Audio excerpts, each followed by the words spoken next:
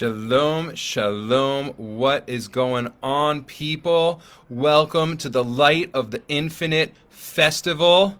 I am so grateful to be here. It's like we're in the footsteps of Erev Rosh Hashanah.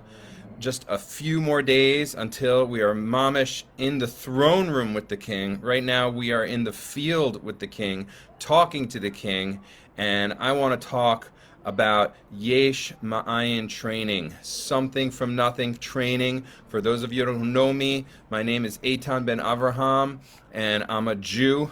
That's what I do. I do other things for Parnassa, but that's like really what I do is I Jew. And I'm so excited to be here. Thank you to Erez for organizing this festival and to everybody who's participating and everybody who's watching. I live here in Israel, and I remember when I first came to Israel after, like, not so long after starting my Aliyah process. I was in a shirut, and for those of you who don't know what a shirut is, it's like this minibus taxis, and they would go back and forth between Tel Aviv and Yerushalayim, and I have family in Tel Aviv, and I was living in Yerushalayim. And one of the things that's really special about a shirut is that basically people hand each other their money to send it up to the driver, and then that money gets sent back to them. So you pass your money to the person in front of you, and then they pass it to the person in front of them, and then they pass it to the person in front of them, and then the driver makes change and they pass it back to you. And like that's just something that it's like one of those only in Israel things where it's like, where in America do like complete strangers hand each other their money? And I was just thinking about what a special country Israel is. And so I was looking at the guy next to me, and I was sitting at the back of the bus, and I was looking at the guy next to me, and I was like, so it's called a shirut. So I was like thinking plural. So I was like, Ani ohev shirutim. And he looks at me, and I'm like, and then I'm like, I look at him again, and I'm like, Ani ohev shirutim. Right? And he looks at me, and he's like, Moniot shirut? And I was like, yeah, moniyot shirut, because shirutim actually means bathrooms. So I was basically telling this guy that I loved bathrooms, right? And so he was taking it very nicely. He understood that I was an Oleh Chadash and that my Hebrew wasn't 100% yet, but a lot can get lost in translation. And so really what we want to do with our words is get clear. And once again, this is the Yesh Ma'ayin training. And so the question is, how do we get clear with our words to Hashem? And before we even get into those words, I just want to take a little minute and do a little bit of a niggin, because really people just like, before I even get into it, 3 words, talk to God. Okay. Hamelech basadeh, Hamelech basadeh, Hamelech basadeh, basadeh, basadeh, Hamelech basadeh, Hamelech basadeh, Hamelech basadeh, basadeh, Hamelech basadeh, basadeh, basadeh, Hamelech basadeh, basadeh, Hamelech basadeh, basadeh, basadeh, Hamelech basadeh, basadeh. The king is in the field. The king is in the field. The king is in the field. And what does that mean? That means you can talk to Hashem. Right? But a lot of times, I have to say, I'm in so much pain, psychic pain, right? Sometimes physical pain. I got some sort of headache, right? And really what's going on is I'm in mochin de katnus. I'm in like this very, very constricted place, right? It actually feels kind of like I've been leveled, like I've just been like cut off. Like I'm feeling cut off from God. I'm feeling cut off from my own life force. And what is that? That's ayin, right? That's like feeling like nothing. That's feeling like nothingness, right? But at the same time, we learn from the sages that Hashem made the world something from nothing.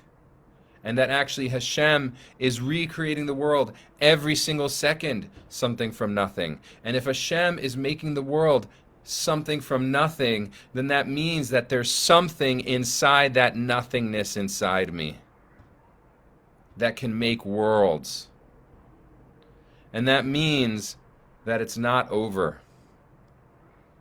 Right? There's the verse, Min ha-meter karati ya, aneni b'merchav ya. I called out from the narrows, and you answered me with expansiveness.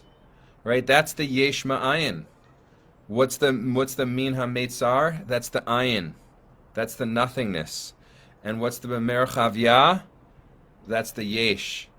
Right? And that means that even if, and I'm talking to you right now, dude, right? Talking to myself, talking to anybody else who's watching this, holy brothers and sisters, like if you're in your hole, okay? Like Gollum under the mountain from Lord of the Rings, right? You're in your little hole of darkness, right? That's the ayin.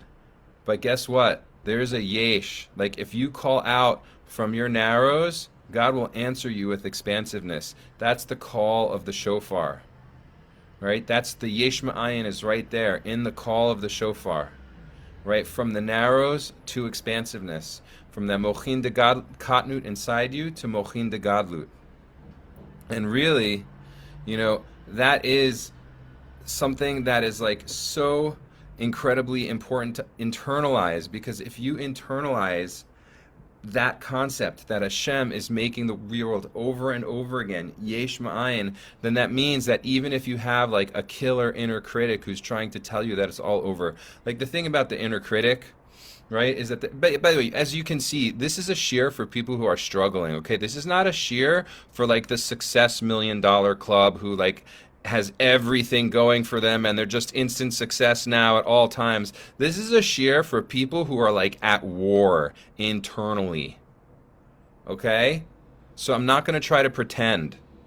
All right? I'm not going to try to pretend. This is a shiur for people who are struggling to build their life despite whatever sort of inner battles that they're going through, or even external battles that they're going through. How to like not give up. Yesh ma'ayin training. Something out of nothing training.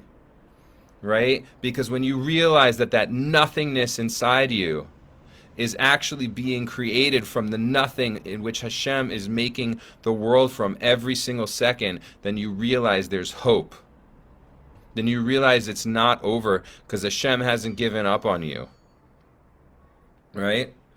So basically, going back to the shofar and going back to Rosh Hashanah, a few years ago, more than a few years ago, I was in Boulder, Colorado, and it was Erev Rosh Hashanah. It was the night before Rosh Hashanah, and being part neo-Chassid, I decided to go to a jazz funk band the night before Rosh Hashanah in order to just do a lot of dancing, because I knew I wasn't going to be doing it in shul, in order to open me up spiritually. And so I went to go see this band called the Dow Jones. And at the time I was thinking a lot about like, what is this concept of being written into the book of life? Right? Like, what does that mean? Like, we're saying to all these people right now, Shana Tova, Mitukah, Gamar Chatima Tova, Vatikatevu, right? We're saying all these different phrases. We're constantly referencing this book of life. And to everybody who's watching this, may Hashem inscribe you in the book of life for a good and sweet new year. Right? But so, I was like, is it like a really big hand? Right? Is it just like a really big hand with a really big book in the sky, and I'm just praying that like God's really big God hand writes my name in God's really big God book? And like, obviously that's not what I believe, because God is beyond any concept, but nonetheless, it's like, so then what are we talking about? Right? What's the psycho-spiritual recipe that's contained inside those words? And so I was walking out of the concert. It was like a show. I was walking out of the show, and there were some women talking next to me, and I overheard their conversation. And one woman said to the other, so-and-so didn't call me back, and so I wrote them off. And I was like, wow, to write somebody off. And then I was like, to be written in the book of life. And I was like, wow. So basically, I'm telling God that I don't want God to write me off. I'm saying I want God to write me in. And I was like, wow, well, if I want God to write me in, then I better not write anybody else off, because frankly, like, I'm constantly writing people off. Like somebody who's like taking too long at a stop sign, I'm writing them off, or someone who cuts in front of me in line, I'm writing them off, or I don't know, there's just any number of people who, like, my Yetzer Hara is constantly just like writing them off, like, you're out, you're out, you're out. As much as I want to be a spiritually conscious being, let's be real, right? I have like my inner critic, who's constantly writing people off, and in fact, who's also writing myself off, right? But this is the time to do tshuva, right? This is like Erev Rosh Hashanah, and I'm saying to all these people, Hashem, should write you in the book of life, and I'm like, well, if I want to be written in, I better stop writing people off, man, because I'm not exactly modeling the behavior that I want to see for God. And then I was like, heck, I'm also writing myself off. Right? It's like, in terms of my own inner critic, in terms of my own, Yetzer Hara, and just like a quick word about the inner critic. So like, here's like how the inner critic works. It's like, let's say, you're overweight. So your inner critic's like, you're so fat. You're just freaking fat. You suck for being fat. Right? And then I start running. Right? Why am I running? Well, my inner critic is just making me feel horrible about myself, so maybe I'll lose some weight if I go running. So then I start running, and my inner critic is like, you suck at running. God, you're the worst runner ever. Oh my God, you suck so much at running. You might as well just stop. And so then I listen to my inner critic, and I stop running. And then my inner critic is like, you stopped running. You suck. You suck because you stopped running. And that's the thing, is like, it's rigged with the inner critic. It's rigged. No matter what I do, no matter how do I try to like get the inner critic to lay off, the next move is always a reason to criticize me. Right? So we can't hold by the inner critic in our life. We can't hold by the inner critic. It just doesn't work because it's rigged. Right? So what does that mean? It means that once again I have to tap into the Yesh Ma'ayin. I have to tap in to the something out of nothing. And so those parts that of myself that I've written off, because once again she said so and so didn't call me back, so I wrote her off, and I realized that to be writing, when we say Hashem should write you into the book of life, we're saying Hashem wants to write us, we want Hashem to write us in.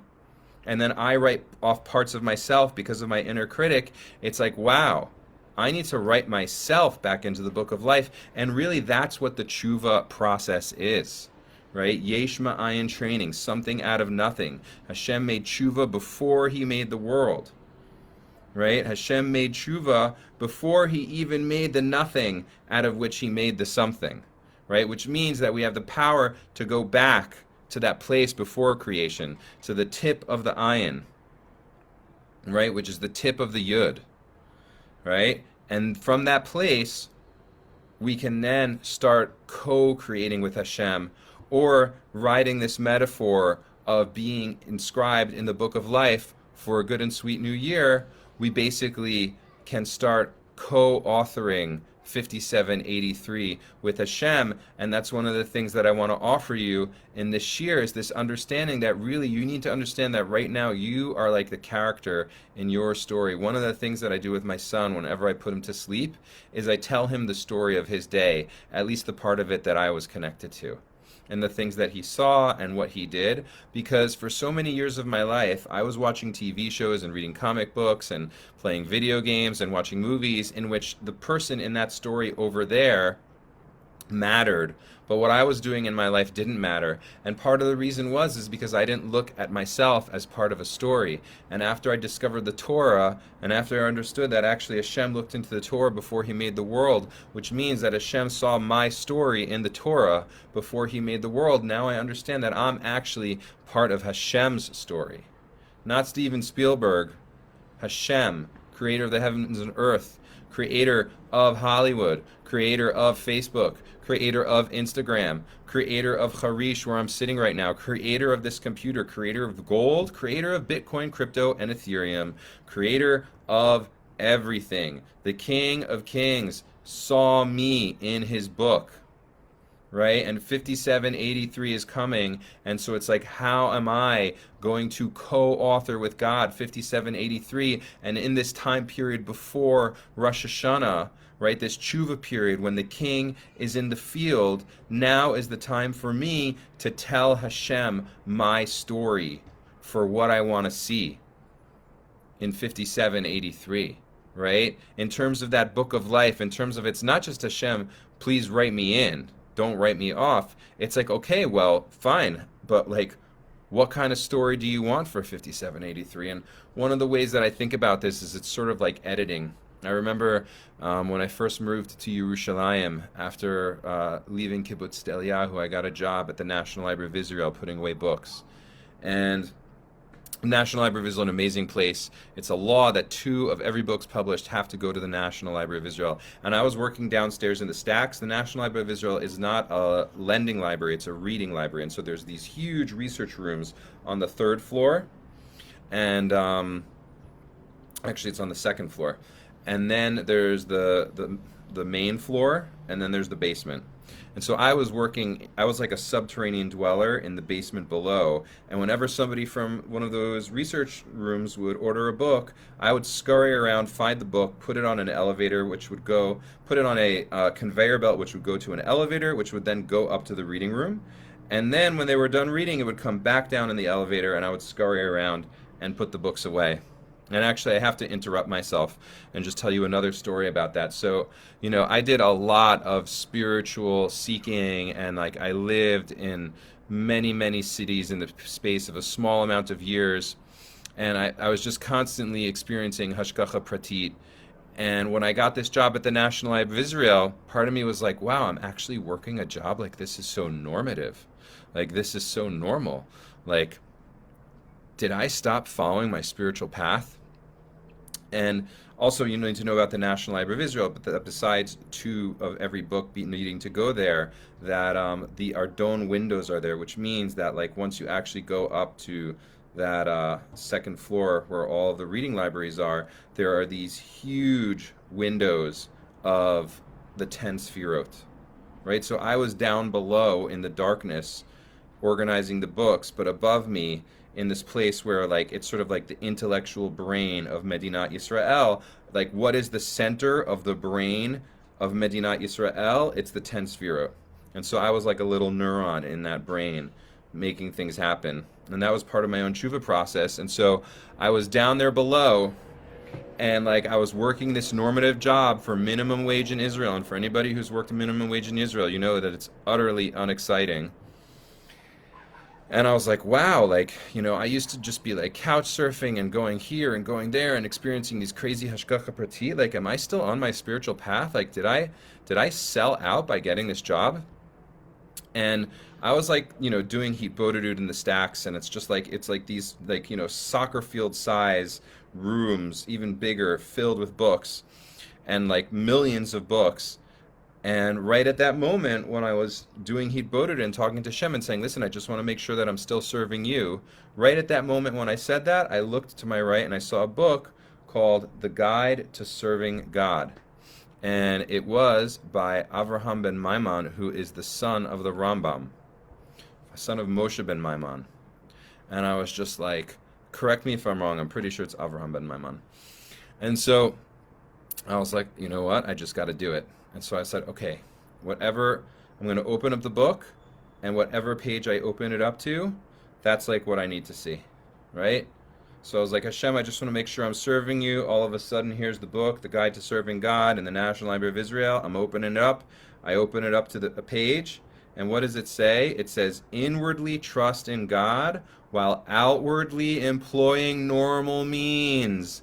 Oh my God, right? Here I am living a normal life with a normal job, and I'm worried that like I'm not serving Hashem anymore because I'm not on some crazy spiritual quest. And here it says, inwardly trust in God while outwardly employing normal means, that there's no conflict between employing normal means and trusting in Hashem. So anyway, I was in the National Library of Israel, and it was not where I wanted to be working. And once again, we're talking about co-authoring with Hashem, writing for 5783, the story that we want to see. And I remember saying to myself, in terms of like editing the story of my life, it's like, an edit doesn't mean like you like rip off the page and like create something new. An edit is like, what's the next level? What's progress? What's the next step?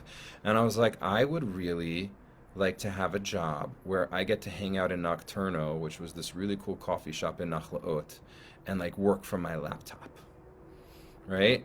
And like about a year or so later, I was sitting in Nocturno and I had a job working from my laptop for doing my first professional social media gig. And it was like unbelievable. And it was just like an edit of that story, right? And so it's like, Hashem, what do I want to write in? It's not just like a vague Hashem, like Hashem, you please write into the book of life, you know, me for a good and sweet year. It's like, well, what do you want to write in? What are your goals, right? What's the story that you want? Because actually you're writing with Hashem in that book of life with your thoughts and your speech and your actions. And not only that, but those parts of ourselves that get so criticized, that get so like beat up by life, it's often those parts of ourselves that are in pain that are causing us to do sins, whether that it's like overeating or like chas v'shalom, or yelling at someone chas v'shalom, or acting out in some way. It's like there's some part of us that has been written off, right? And that part of us that's been written off is in the darkness. And so it's very easy when we're in the darkness to believe that like Hashem doesn't even exist and Hashem isn't even there. And so the call of the shofar, right, which is like the coronation of the king, is calling back all those parts of ourselves. And that means those parts of yourselves that you may have written off, now is the time to bring them back into relationship with Hashem. Now is the time to come and be straight with Hashem, right, and acknowledge that Hashem is King of Kings and Lord of Lords, right? Like, yeah, I'm talking to that part of you that's hiding, that's like looking out from behind your eyes, watching the world, thinking that there's no chance for redemption, that's like Doug the Unforgiven, right? Like you're in the underground cell of the unforgiven. You know what I'm talking about, right? It's not true, dude.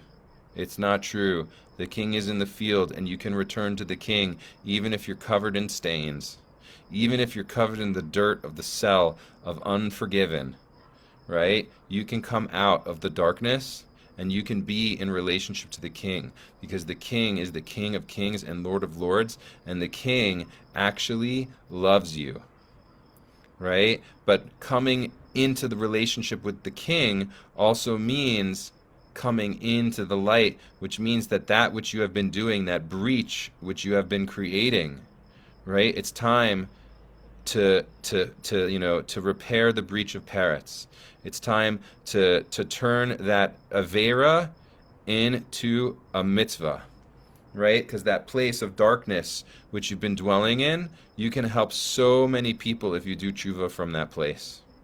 You can help so many other people who are suffering and are in darkness if you can do tshuva from that place. And so once again, it's like tshuva. Hashem made the tshuva before he made the world. And so, it's like when we tap into that place of tshuva, all of a sudden we're able to bring the light of what existed before creation into those dark places and crown Hashem as king once again. Hold on one second. I just want to tap in. Okay. And so just to bring in a little bit of Lord of the Rings Torah, to spice things up. So there's this scene in Lord of the Rings, and this has to do basically, okay, another job that I had besides working at the National Library of Israel was I was working as a janitor at the U.S. Post Office in Boulder, Colorado, right? All these little autobiographical notes. And it was like one of the biggest post offices. It was like the biggest post office I had ever seen, and I was like working in the back room, like cleaning the floors, mopping the floors, just cleaning the bathrooms, doing all those janitorial things on my spiritual quest. And one time I was like, you could like listen to something while you're working, and so I was listening to Lord of the Rings unabridged. I was listening to Return of the King. And no, not Return of the King. I was listening to The Two Towers. And so there's this scene where basically Minas Tirith, which is the... this is in Return of the King. Okay. So like Minas Tirith is basically like the stronghold of humanity, and it's under siege by the Witch King of Angmar, right? Which is just like this like evil wizard. And Minas Tirith is sort of like Gondor's citadel city. Gondor is like the main kingdom of man, and if Minas Tirith falls, it's like that's it for the rest of Middle Earth, right? Like if Gondor is breached, if Minas Tirith is breached, then like the forces of darkness are going to cover Middle Earth. And not only that, not only is Minas Tirith under attack by the Witch King of Angmar, but like there's this huge dark cloud that's come out of Mordor, which is the land of evil, which is covering everything, and people don't know if it's day or night, right? So there's like darkness all around, and there's these armies of trolls and orcs and hordes of like evil creatures in front of the gates of Minas Tirith, right? And the forces of man are just like shrinking in on themselves, like they're slowly being defeated, right? And the gates of Minas Tirith have never been breached, right? And Gondor, is fighting for its life. And all of a sudden, the gates of Minas Tirith get burst open, right? And it looks like this is it. And like the Witch King of Angmar is going to take over. And then standing in front of the broken gates is Gandalf, right? Who is like the leader of the forces of light. And he starts to rebuke the Witch King of Angmar, and he starts to tell him to like go back, to where he came from, right? And the Witch King of Angmar starts laughing because he recognizes that this is his moment of victory, and that the forces of darkness are finally going to triumph over the forces of light, right? And it's like everything is dark. And then all of a sudden is the sound of a horn, the sound of a shofar. And then all of a sudden, there's the sounds of like hundreds and hundreds of shofars. And what is it the sound of? It's the sound of the riders of the Rohirrim, right, who have come to rescue the forces of Gondor. And right at the same time that these horns are going off, a rooster starts to crow in the morning. Like right before the shofars are blowing, a rooster crows in the morning, right?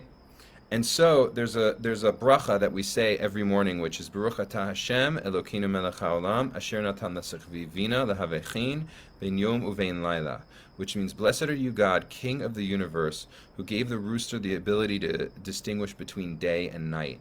Right? And so even though there was darkness all around, this rooster still knew when it was daylight, right? And in that moment when that rooster crowed, everything shifted, and then the shofar started blowing, right? And I really think that that's like an incredible mashal. It's like, because like, why do we say that bracha? I was working at the post office in Boulder, Colorado. I'm looping it all back on my ADD ramble, people, right? So I was working at the post office, and I was listening to Lord of the Rings, and I was asking myself, like, where does this, like, I wasn't asking myself. I suddenly had an answer to this question I'd been asking myself, which was like, why do we have this bracha about a rooster knowing the difference between day and night? And I heard this scene from Lord of the Rings, and I was like, oh my God, right? It's like the rooster understands newness. The rooster understands that, like, it doesn't stay night forever, right? And that even when you can't see through it, there's still day. And once again, that's yesh ma'ayin. It's something out of nothing. It's the shofar, right? That, like, no matter how dark it gets, right? Like, you can't get more nothing than the nothing that Hashem created, but out of that nothing can come the sound of a shofar. Out of that nothing can come an incredible light. Out of that nothing can come an incredible life, right? And that means that every single second we have the opportunity to start over, right? That the rooster is crowing and saying that there's a new day. There's a new day. And the king is in the field, which means that we can talk to the king and we can start over. Because 5783 is coming, right? Like 5783 is almost here. And so now is the time to mamish get into your kitchkas and talk to Hashem about the story that you want to see. And by the way, if you think that you're just like filled with BS and so like there's no point in even talking to Hashem because like you're totally consumed by self-deception, I told you people, this is a shir for people who are struggling, right? Even if you feel like you're totally consumed by self-deception, so every single word that you're praying to Hashem is just a lie, right? Rumi, who's an amazing spiritual teacher, a universal spiritual teacher, said, God accepts counterfeit money like it's real. Right? Just do hitbodedut. Just talk to God. The king is in the field. Share with the king what your life would look like if you wrote yourself into the book of life, if you wrote your family into the book of life, if you wrote all those parts of you that you've written off into the book of life.